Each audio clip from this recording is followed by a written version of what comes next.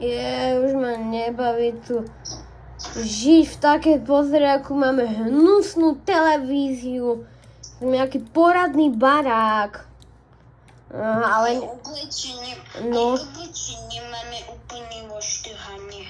No, ani ja tu už nechcem byť. Akože ja chcem nejaký biznis, ale ja nechcem pracovať, takže radšej si tu žijem tuto, ale žili sme v stanu, teraz žijeme v budove, ale je to porad lepšie, než žiť niekde na ulici v stane. Ale chcelo by to fakt nejaký poradný barák. Aj, nemáš nejaké nápady? Neviem, môžem pozrieť na telefóne. Aspoň som ti hlavne, že telefón ti predám. No aspoň som mu tú Nokiu kúpil, no. Tak chod sa pozrieť, ja si zatiaľ idem dať pizzu.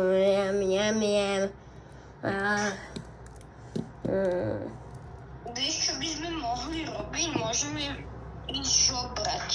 No, a to sme robili, a čo? Zarobili sme na tento barák, ktorý stojí 1 euro. Ale není tento barák moc dobrý.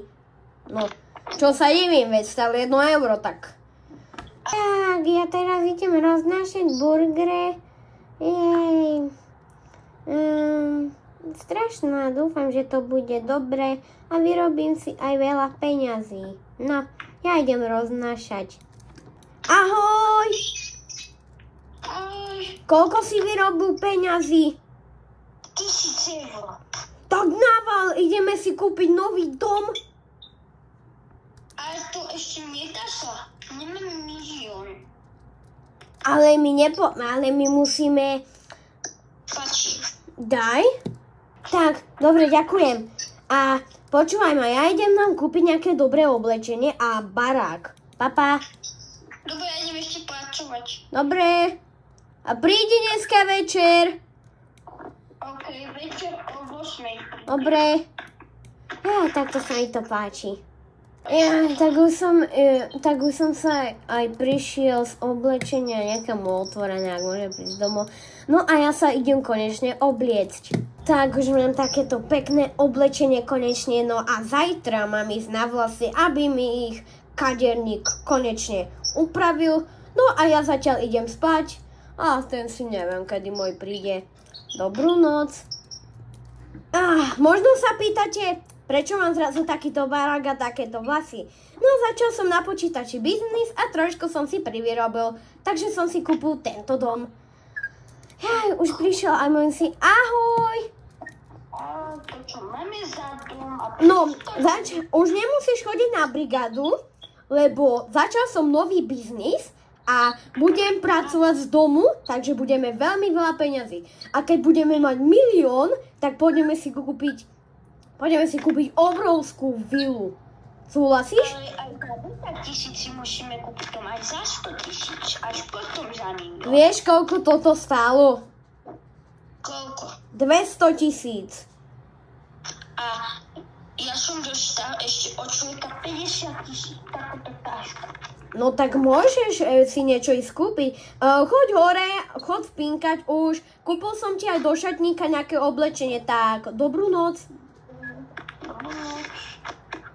Ja som spal som dneska na gauči, máme 6 hodín ráno a ja už asi pôjdem zobudiť mojho syna Viktora.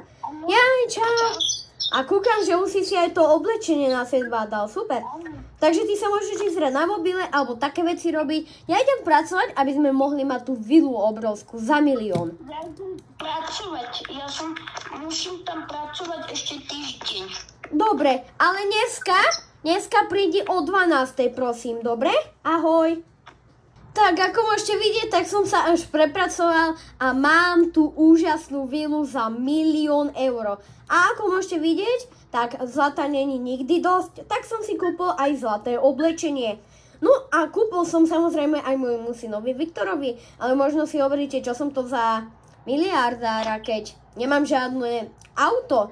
No, šetrím si na limuzínu, ktorá stojí 2 milióny a bude tiež zlatá. Takže ja idem pracovať a rýchlo na tú limuzínu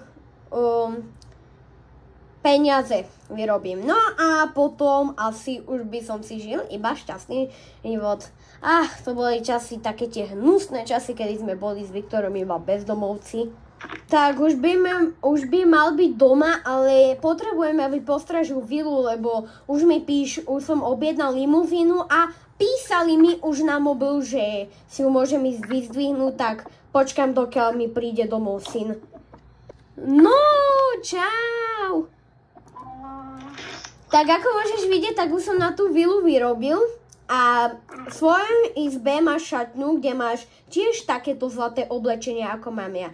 A prosím, postražíš túto vilu, lebo ja potrebujem si vybrať tú našu zlatú limuzínu.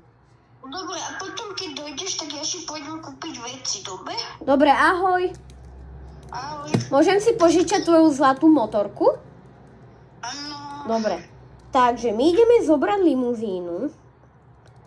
Ak dobre vidíte, tak môžete vidieť, že mám už svoju zlatú limuzínku. A samozrejme mám doma aj helikoptéru. Takže asi, aby ste sa stali milionármi, tak nemal som trúfli doma, sedieť na gauči a bývať v tom hnusnom baráku, ale mal som začať pracovať a mohli ste vidieť, že keď som začal pracovať, tak sa to dalo. Nebuďte bezdomovci a pracujte.